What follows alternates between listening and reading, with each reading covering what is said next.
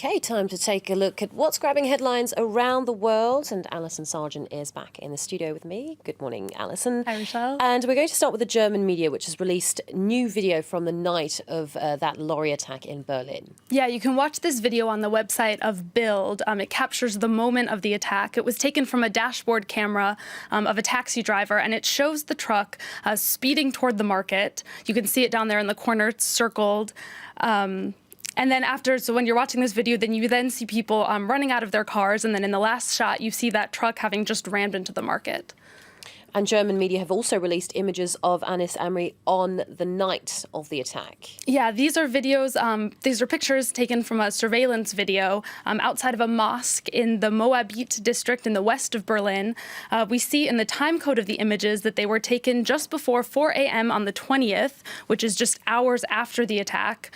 These pictures were released by the national broadcasting company, RBB, and the suspect was seen visiting the mosque also on the 14th and the 15th of December, and that was the mosque that police raided yesterday. Okay, and U.S. President-elect Donald Trump has said that the Berlin attack affirmed his call to ban Muslims from the U.S. and to create a Muslim registry, but Barack Obama has decided to make that hard for him. Yesterday, the Obama administration published a regulation that would get rid of a registration system that was put in place by George W. Bush after 9/11. It required people on U.S. visas, but who come from countries where the majority of the population is Muslim, to register with the government. Obama had already suspended this program in 2011, but he took the extra step to totally dismantle it yesterday, which means that Trump can no longer revive an existing registry. He would really have to totally start from scratch. So it's just kind of the latest example of a way that Obama is setting up roadblocks to Donald Trump so that he can protect his own legacy. Okay, well, staying with Donald Trump, and he's in hot water once again with China over the appointment of a prominent China hawk as his trade advisor. Yeah, this is the story on the front page of the Financial Times today. Peter Navarro is the one who appointed. He's called Beijing the planet's most efficient assassin and a totally totalitarian state, so not very kind words that he has for China. Meanwhile, the China Daily responded to the announcement of that pick in their editorial. They say alarm bells are ringing due to Trump's new pick on trade. The China Daily warns companies in the U.S. that they should be on high alert for what will be a more difficult business climate between the two countries. Okay, let's move on to one of the day's other top stories. The Syrian regime, Syrian military, of course, announcing that it has fully retaken the city of Aleppo.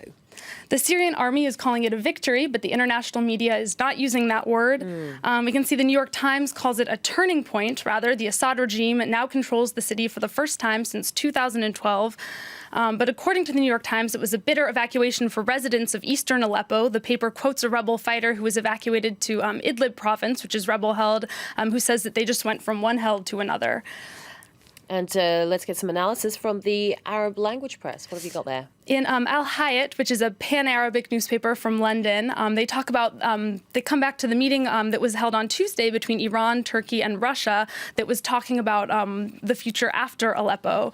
And the United States was excluded from that meeting. And according to this editorialist, that meeting was in part preparation for the Trump era.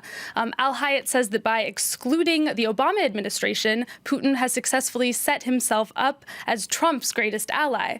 And this newspaper calls the Battle of Aleppo a gift from Putin to Trump. Okay, well, speaking of gifts from Putin, a rather dark cartoon in the Courrier International. Yeah, this is from Patrick Pott, and it's sort of a dark vision of Christmas in Aleppo. We can see Putin and Assad in that sleigh there, kind of as Santa Claus distributing bombs from their sleigh, and it's drawn by a skeletal reindeer. So it feels kind of like the true meaning of what A Nightmare Before Christmas is. Wow, not pulling any punches there. Alison, thank you so much for that. Alison Sargent with the International Press Review.